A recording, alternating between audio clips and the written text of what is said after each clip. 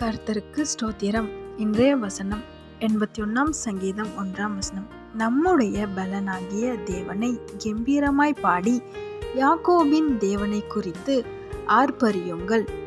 81 சங்கீதம் 1 நம்முடைய பலனாகிய தேவனை கெம்பீரமாய் பாடி யாக்கோபின் தேவனை குறித்து ஆர்ப்பரியுங்கள். இங்க வசனம் ரொம்ப அழகா சொல்லுது. நம்ம பலனாகிய தேவனை பாடணுமா, கம்பீரமா பாடணுமாமே, யாக்கோபின் தேவனை ஆர்ப்பரிக்கணுமா.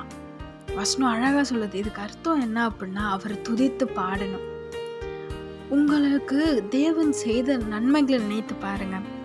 உங்களே அறியாம நன்றி செலுத்துவீங்க. இப்போ கூட ஏதோ ஒரு பிரச்சனையில இருந்து ஒரு பெரிய ஒரு காரியத்துல ஏசு ஒரு அற்புதம் செய்திருக்கிறார்ல, அதுக்காக நன்றி செலுத்துங்க. அவரை துதித்து பாடுங்க, ஆர்ப்பரிங்க, பாடு அவரை பாடி பாடி பாடி உயர்த்துங்க. அதுதான் அவருக்கு வேணும். ஆமென். அவருக்கு அது ரொம்ப பிடிக்கும். துதிகள் மத்தியில் வாசம் செய்கிற தேவன் அவர். கம்பீரமாய் பாடணுமா. வசனம் அழகா சொல்லுது, கம்பீரமாய் பாடுங்க, நன்றி செலுத்துங்க. ஏன்னா அவர் உங்க வாழ்க்கையில் ஒரு அற்புதம் செய்திருக்கிறார், இனிமேலும் செய்வார். பயப்படாதீங்க, அவர் உங்க கூட இருக்கிறார். உங்க கூட இருந்த அற்புதங்களை செய்வார். இன்னும் அந்த அற்புதம் நடக்கலையே அப்படின்னு நீங்க பயப்படுறீங்களா, கலங்குறீங்களா? கர்த்தரை துதித்து பாடுங்க. அவரோட பலன் நிச்சயமாய் உங்களுக்கு ஐக்கிரியை செய்யும். உங்களை உயர்த்தி உங்களை ஆசீர்வதிப்பார். ஆமென்.